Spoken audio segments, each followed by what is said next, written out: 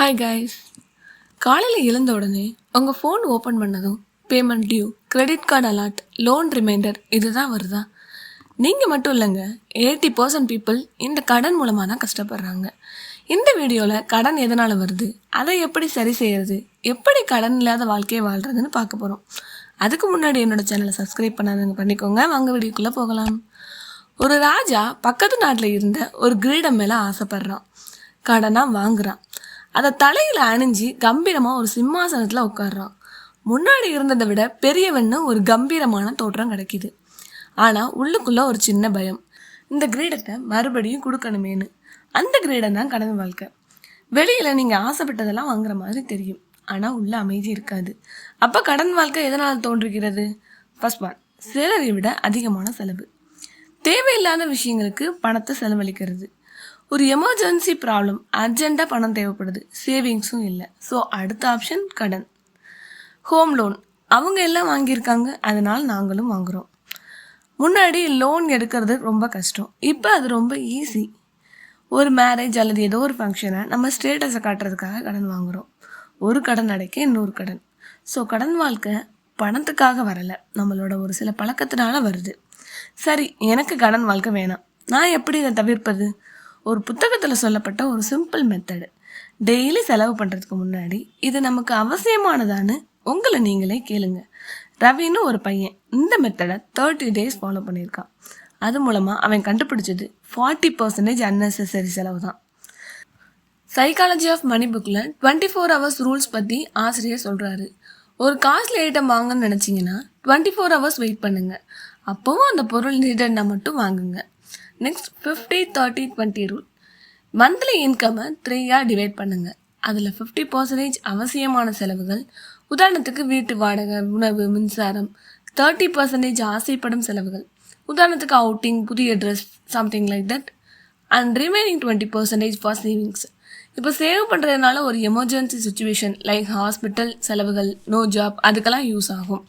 செலவுகளை கம்மி பண்ணுறதுனாலையும் சேவ் பண்ணுறதுனாலையும் கண்டிப்பாக கடனை தவிர்க்க முடியும். அது மட்டும் இல்லை, நிறைய லோன் எப்படி ஒர்க் ஆகுது, அதோட இன்ட்ரெஸ்ட் பற்றின நாலேஜ் வளர்த்துக்கிட்டாலும் கடனை தவிர்க்க முடியும். இதெல்லாம் சரிதான், எங்களுக்கு ஒரு சூழ்நிலை, அதனால நாங்கள் கடன் எடுத்துட்டோம், அல்லது அதோட நாலேஜ் இல்லாமல் எடுத்துட்டோம். இப்போ அந்த கடனை எப்படி க்ளோஸ் பண்ணுறது? முடியுமா? கடன் அடைக்கிறது ஒரு நாள் விஷயம் இல்லை, ஆனால் சரியான பிளான் இருந்தால் அது கண்டிப்பாக முடியும். இதில் ஃபஸ்ட்டு ஸ்டேஜ் உங்கள் மைண்ட் செட்டை மாற்றுறது. நான் கடனில் சிக்கிட்டேன்னு சொல்லாமல் நான் கடன் அடைக்கிறேன்னு டெய்லி சொல்லுங்கள்.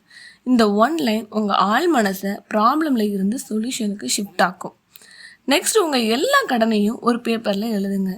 ஈவன் இன்ட்ரெஸ்ட் எவ்வளவு, மந்த்லி இஎம்ஐ எவ்வளவு, ஃப்ரெண்ட்ஸ் கிட்ட வாங்கினது எல்லாத்தையும் எழுதுங்க.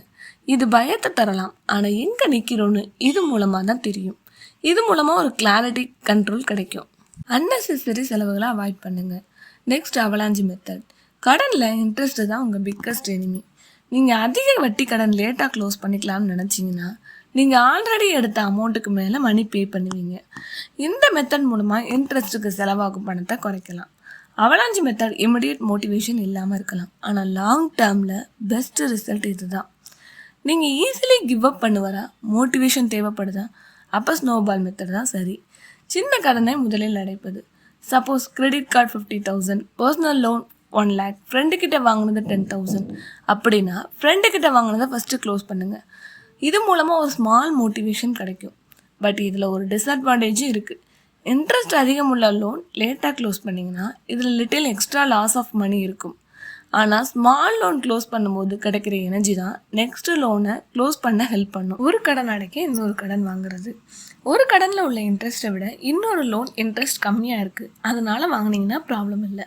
பட் அன்னெசரி நீடுக்காக வாங்கினோம்னா அது இன்னொரு ப்ராப்ளத்தை க்ரியேட் பண்ணலாம். நீங்கள் லோன் எடுத்தால் மந்த்லி ஒன்ஸ் ஆட்டோமேட்டிக்காக உங்கள் அக்கௌண்ட்டில் இருந்து இஎம்ஐ டெபிட் ஆகும். சப்போஸ் உங்கள் அக்கௌண்ட்டில் அமௌண்ட் இல்லைன்னா அதுக்கு பெனால்ட்டி ஆர் ஃபைன் கொடுக்குற மாதிரி இருக்கும்.